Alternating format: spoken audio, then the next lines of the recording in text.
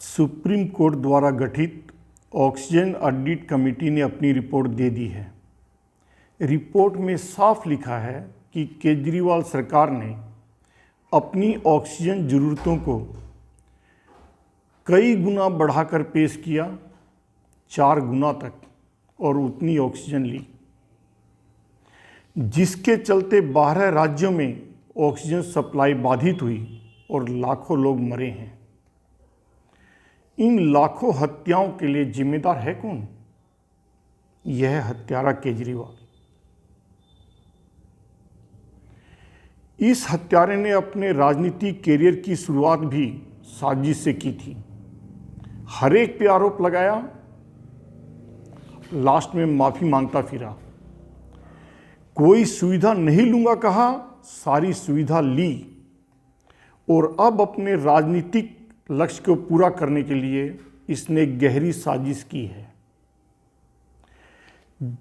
ये हर आदमी जानता है कि कोरोना पेशेंट को ऑक्सीजन की ज़रूरत पड़ती है। जब केंद्र ने पैसे दिए कि प्लांट लगाओ, इसने प्लांट नहीं लगाए, जिससे कि शॉर्टेज बना रहे। और जब बीमारी बढ़ी और ऑक्सीजन का शॉर्टेज हुआ, तब इसने अपनी ज़रूरतों को कई गुना बढ़ाकर पेश किया। यदि केंद्र उतनी नहीं दे तो केंद्र को बदनाम करूंगा, और मुझे दे दे तो जहां ऑक्सीजन नहीं पहुंचा पाएगा केंद्र, वहां जो लोग मरेंगे वहां केंद्र बदनाम होगा। यह दोनों हाथों में कोरोना पेशेंट की लाश को लेकर खेल खेल रहा था। यह मनुष्य नहीं है, यह एक ड्रैकुला है। मरते हुए कोरोना पेशेंट से ऑक्सीजन सिलेंडर छीन करके उसे होर्डिंग कर रहा है। और फिर इसकी आर्गुमेंट देखिए, मैं अपने 2 करोड़ लोगों की सांस की रक्षा कर रहा था। भाई, दिल्ली के लोगों के लिए जितनी ऑक्सीजन जरूरत है उतनी तो देने के लिए रेडी हैं, उस पर तो बहस है ही नहीं। इशू है तुमने जो ज्यादा होर्डिंग करके रखी थी। और फिर सुप्रीम कोर्ट की कमेटी ने यह फाइंडिंग की है, लेकिन उसको राजनीतिक को रंग देने के लिए यह चालाक कौवा कह रहा है कि जब मोदी रैली कर रहा था, मैं रात भर ऑक्सीजन का अरेंजमेंट कर रहा था। पहले तो कोई इसे बता दे कि रैलियां रात को नहीं होती, और दूसरी, तुम क्या एक ऑक्सीजन का अरेंजमेंट कर रहे थे? ऑक्सीजन का अरेंजमेंट केंद्र कर रहा था, स्पेशल ट्रेनें चलाकर, स्पेशल प्लेनें भेजकर, एक जगह से दूसरी जगह अरेंज करके भेजकर। तुम्हें तो केवल अपने हॉस्पिटलों से उनकी रिक्वायरमेंट लेकर टोटल करके केंद्र को देना था, और तुमने वो जान करके नहीं किया, क्योंकि वो करते तो रिकॉर्ड रह जाता कि एक्चुअल रिक्वायरमेंट कितनी थी, और तुम्हें अपनी राजनीतिक इच्छा पूरी करने के लिए जो षड्यंत्र रचना था वो नहीं कर पाते। इसीलिए मन मुताबिक एक बढ़ी हुई संख्या तुमने बताई। हर बार उतनी सिलेंडर ली, होर्डिंग की, और लोगों को मरने के लिए छोड़ दिया बाकी जगह पर। और फिर इसका इमोशनल कार्ड देखिए। जिन लोगों ने अपनों को खोया है उन्हें झूठा मत कहिए। भाई, कौन झूठा बोल रहा है? सुप्रीम कोर्ट की रिपोर्ट में तो उसका नाम तक नहीं है। पूरा देश जानता है कि इन्होंने अपना परिवार का सदस्य खोया है। उनके साथ सिंपैथी है, सबकी सहानुभूति है। किसी राजनेता ने ऐसे किसी परिवार को झूठा नहीं कहा है।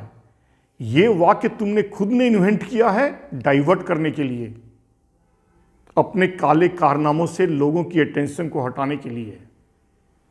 लेकिन पकड़े जा चुके हैं, और अब लोग जान चुके हैं कि हिटलर के बाद और किसी राजनेता ने षड्यंत्र करके इतने लोगों को नहीं मारा जितना इसने मारा है।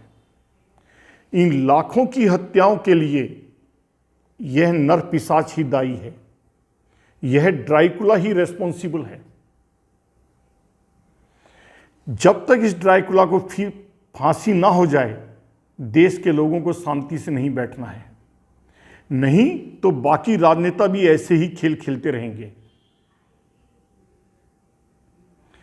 यह एक परफेक्ट केस मिला है जहां हमारे जुडिशरी को एक्शन लेनी है। पाकिस्तान में भुट्टो ने एक हत्या का षड्यंत्र किया था, उसे फांसी दी गई थी। यह तो लाखों की हत्याओं का षड्यंत्रकारी है। एक well planned, meditated, cold blooded murder है ये।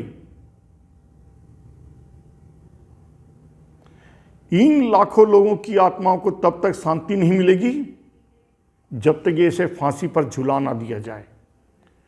इसके हर पोस्टर पर एक कोरोना पीड़ित की लाश की फोटो चिपकाइए और बोलिए और लिखिए, यह एडवर्टाइजमेंट इस लाश के द्वारा प्रायोजित है।